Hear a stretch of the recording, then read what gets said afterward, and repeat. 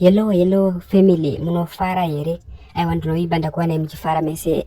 Tinochingamidza ine mufaro nekudzoka kwamaita pachanel yenyu yamunoziva inopopota inopisa. Aiwa takuigira zviri panapa. Isusu atidi kuti maviewers edu ave ari kumashure. Takuigira nyaya dziri kupisa zveipopapa. Kusina kuti chi kana kuti chi. Okay, before we go forward, guys, kumbira kana pana seto subscribe, please just click button subscribe. Aiwa kumbirawo kuti mungoti munenge matigonera singaiti. Aiwa tikuona channel iri kukura singaiti, plus futi pane vanhu vaitiya volume iri low.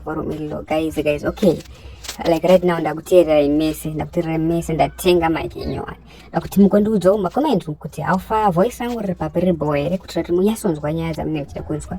Okay, rege tichipita panyaya yedu yanhasi. WICKNEL Chivhayo vakatengera artist anova akati one day mota dzemukati but mafanzi nevamwewo vatinoziva vanotaura nekutaura mota idzi dzine zanu PF mukati. Aiwa izvi zviri kuzikanwa nemunhu wese.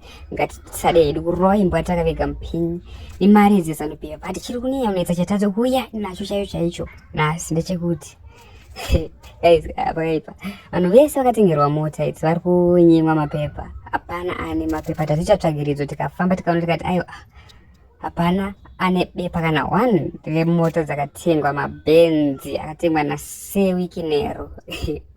Mukuti iwo chiko nazvo guys, mukuti iwo nechiko nazvo. Vamwe vari kuti iwo vakatengerwa mota idzidzi kuitira kuti next time panenge vakuzonzi vanhu vakampeni usambofa wakati unofanira kunge uchitongovhotera bato riripo. Aiwa isu tiri kutaura sezvazviri guys, kuti munge muchitiudzawo makomenti kuti munotiwa kudii. Ingiri mota yako pachi usina kana bepa, usina kana chii zvacho chemota ino. Vakagona areka nemadzibaba vakaramba vagara vazviramba dai variwo vakunyara panyaya idzi.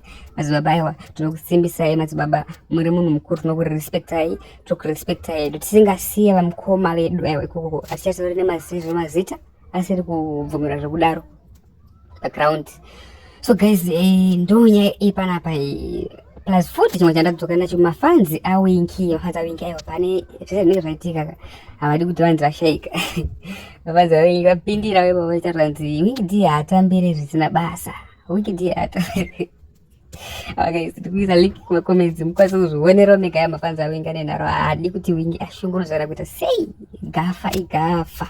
Aiwa zvabuda pachena, but guys ndonyaya iri panapa tingataura hedu tichiseka, but this is serious. Hapana munhu ane bepa, pana vanhu vese vakatengerwa mota naWICKNEL Chivhayo, mota dzezanu PF idzi.